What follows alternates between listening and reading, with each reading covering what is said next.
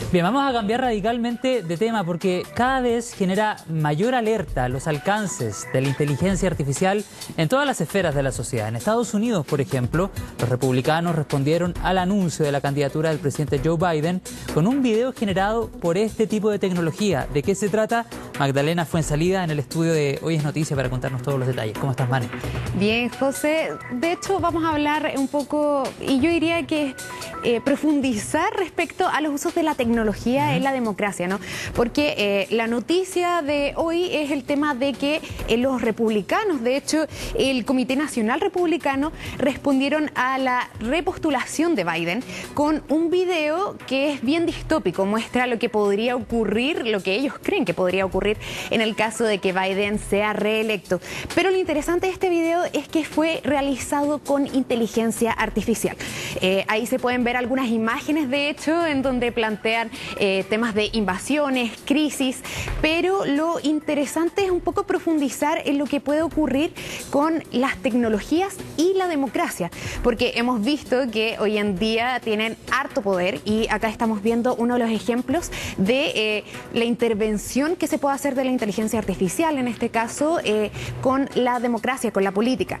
Y ahí es bien interesante poder hacer este análisis de los alcances que pueda tener. De hecho, José, te quiero llevar a un ejemplo, es bien antiguo, pero es Cambridge Analytics.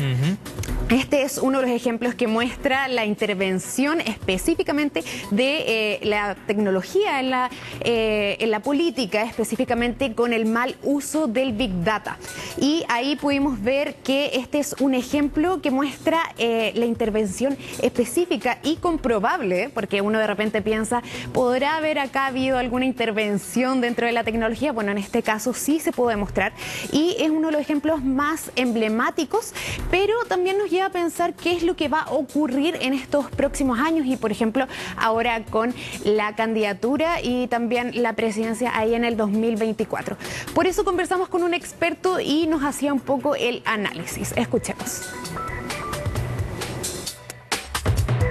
Lo que se hizo fue usar datos de perfiles de usuario en Facebook para desarrollar estrategias de marketing político, lo que se llama microtargeting, o sea, apuntando directamente a la persona y construyendo muchas veces discursos falsos. ¿Pero por qué es obsoleto? Porque tienes tecnologías que son baratas, fáciles de usar, muy masivas desde el punto de vista de la llegada y además está demostrado que impactan los resultados de una elección. Sumando todo eso, uno dice, se viene un escenario complejo de ahora para adelante, digamos. Un escenario bien complejo porque además, como lo decía Alejandro, está el tema de cómo ahora la tecnología es mucho más accesible, ¿no? Y en el caso, por ejemplo, de Cambridge Analytica ocurría que era muy caro poder hacer esa intervención, pero ahora con cualquier tecnología uno podría quizás invierto un poquito, pero puedo llegar a mucha gente y también con un mensaje que parece mucho más real, ¿no?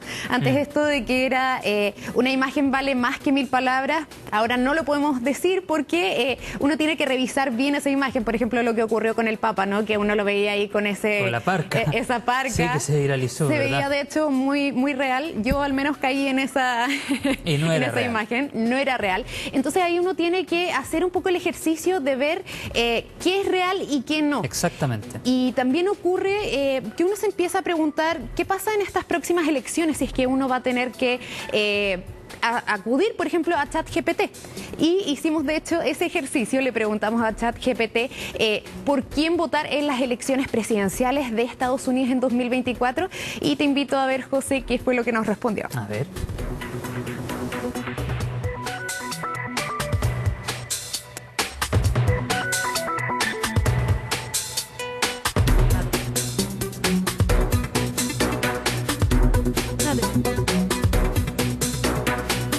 final que él no podía dar una respuesta específica porque tiene que ver con las visiones, creencias y también preferencias políticas que uno tenga, y también que la democracia depende también de varios factores y que no puede influenciar ahí la decisión.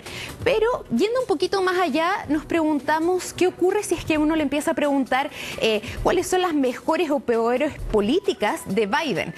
Quizás ahí sí tiene una tendencia. Un análisis. Exacto. Entonces, ahí uno empieza a preguntarse de dónde viene también esa información.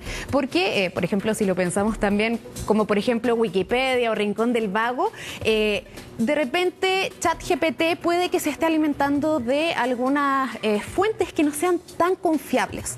Entonces ahí uno también tiene que hacer un ejercicio y también cuestionarse mucho más las cosas. Ahí hablamos con una experta que nos daba algunas recomendaciones y también hacía un análisis de la situación que también estamos viviendo. Cuando nos llega una información o una imagen alterada, en realidad eso nos queda. Es mucho más fácil, de alguna manera, establecer una verdad que revocarla.